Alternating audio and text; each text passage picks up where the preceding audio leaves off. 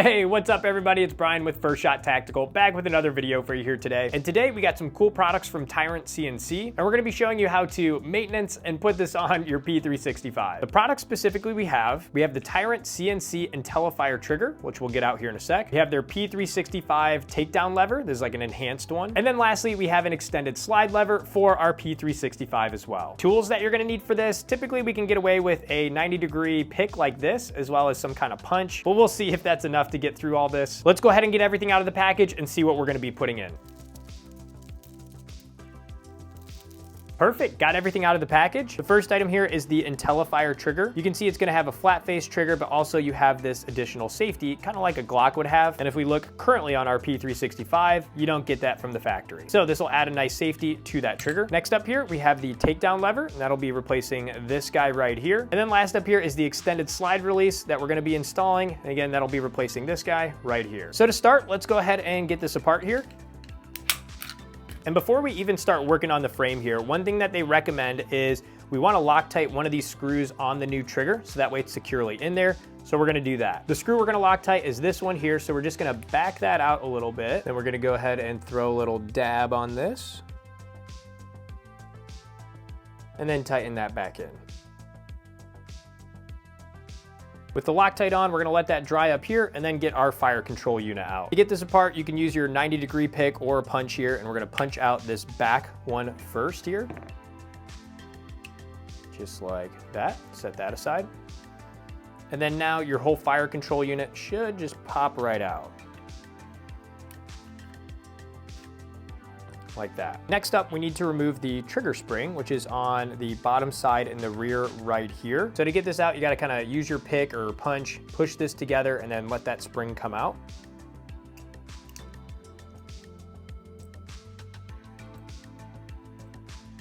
Like that, and then we're gonna go ahead and set that aside. Next is probably the most important part, and don't mess this part up, because what we have to do is we have to get this bar out here, but in order to do so, we have to move this piece right here out just a little bit, not all the way. If you move this piece out all the way, it's gonna remove your safety here, and then you're gonna have to realign and get all that put back together. So be very careful here. All we're gonna do is move this piece out a little bit, and then get this bar out.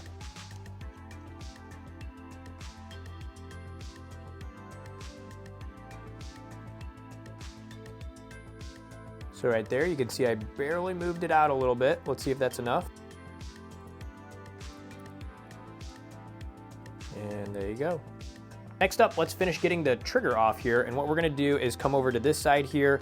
You can see we have this small hole here. You can use a small punch or that Allen key we used to tighten the IntelliFire trigger. You can actually use that to maybe push this through. We're gonna push that out like that. So there is our trigger pin.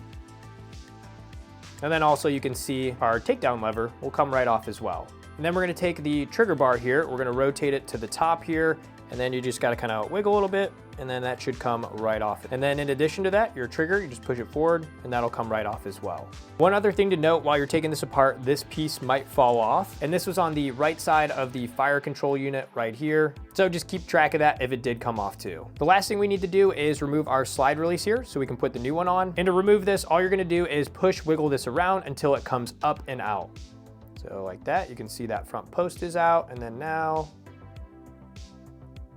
like that. And now this is gone. At this point, you're basically fully disassembled. If you want, I'd recommend cleaning this up real good. And then when you're ready, we can go ahead and begin putting in the Tyrant CNC parts and get this all back together. To put it back together, first thing we're gonna do is the slide release that we just removed. So I'm gonna grab the new slide release right here. And just like we took it out, we're just gonna put it back in. Before you put it back in, you can see we have this spring hanging out here. So we do need to just kind of tuck this back into place here. And then also one thing to note is using your pick, you might have to hold this spring up a little bit like this. Basically that spring needs to go under this little ledge or hook right here once we insert it.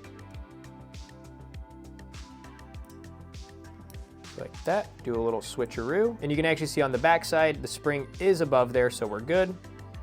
And then just make sure push this down, and that is now installed. Next up, we're gonna put the trigger back in, and it's recommended to lube up these holes a little bit because it is new, and we wanna make sure everything goes together smoothly. And now we're just gonna do the reverse of how we took this out. So we're gonna take our trigger, goes in the front here, hinges right in. Next, we're gonna grab that trigger bar here, and we're gonna slip it right in like this, Make sure it gets hooked on that trigger, and then we're gonna bring this back down to the rear, pull this back a little bit, get this locked in. You can see it just goes in one of these channels down here, and then now that's all connected. We're gonna now flip this over, and we wanna put the trigger pin back in. So this little guy here, we're gonna drop it through, and this is where you just gotta kind of wiggle it, get it through the hole.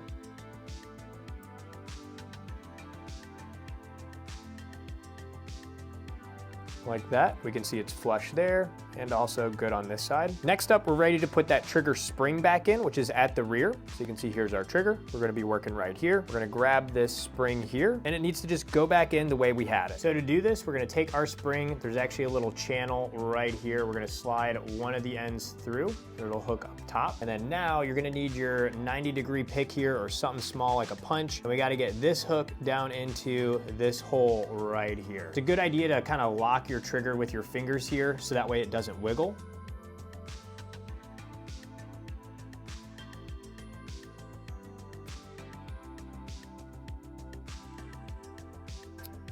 And just like that, you're good to go. And guys, I made that look too easy, but we did make a mistake here. I talked earlier about if this piece falls out, we just want to put that back in, and it goes right there behind the trigger bar that we just installed. So I'm gonna pop this back off, put this in, and then we're gonna go ahead and get that spring back on.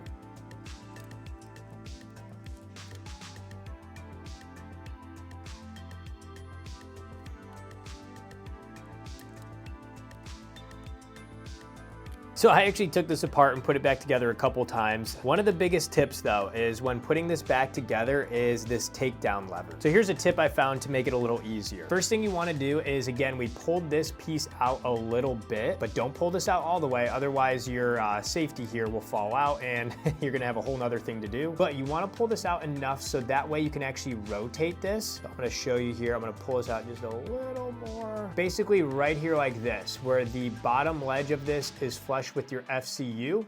And if you want, you could actually rotate this like clockwise over that fire control unit. So right here like that, you can see I have it just over the ledge enough where I can actually rotate it. This is gonna give you some more room with this bar to get all this put back in. Once you have that piece out far enough like that, you're gonna put your bar in the spot here, like I already did in the rear. And then now you can see that this is gonna go into this channel right here. The problem I was running into is when you don't have this pulled out enough is that this will seat too far forward. That hook piece on our bar would be getting caught in front of our slide release hook right here. So we don't want that. Instead, by pulling this out more, it gives you more wiggle room and we can seat this back far enough, because as you can see here, this is what we want to happen. We want that to go behind our slide release hook. So with that in mind, and again, having enough play and wiggle room on this bar now, you can grab your takedown lever. This is gonna insert at the 7 o'clock position.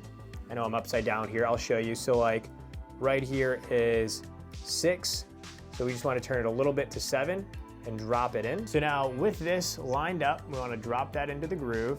And this is going to go about to like your 3 o'clock position. Because again, we want that piece to sit behind those 2 hooks there. And then we're going to wiggle it together and drop it into place like that. And now everything should be lined up properly. So now we want to go ahead and turn this back and push it in like that. And then now we should be all set. So let's check. We got our trigger, we got tension there. Our takedown and slide release, we need to push this up and then swing this down. So that'll stay at the 90 degree. And then when you drop this into your frame, this will swing back up, or you can tap this up and all that will go aligned then. So now we're good to go. Now that we do have all this put back together, let's go ahead and swing this back around like that. Let's grab our frame and drop this back into the frame. Now with that pop back into our slide, we can go ahead and push that back like that, and we can reinstall that pin we had on the rear. Last step is grab our slide, put her back on top. Make sure your safety here is pushed down, so that way it'll actually slide on. And once you do have it on, make sure everything functions properly. Trigger, reset, trigger, slide release. That works well. And then we'll actually use our takedown lever one more time, push that down, and if we want, that would come apart just like that. All right, we are in business. Woo! Look how clean that is with these two together. For the trigger then, similar to a Glock, if you only get half a finger on the trigger, it will not fire. But if you then get your whole finger across and you depress that center part, it will allow you to pull the trigger and fire. Awesome, pretty cool. Hopefully this video was helpful for you. If it was, make sure to like, comment, and subscribe. Let me know in the comments if you have any questions. And until next time, have fun shooting, and we'll see you soon. Thanks, everybody.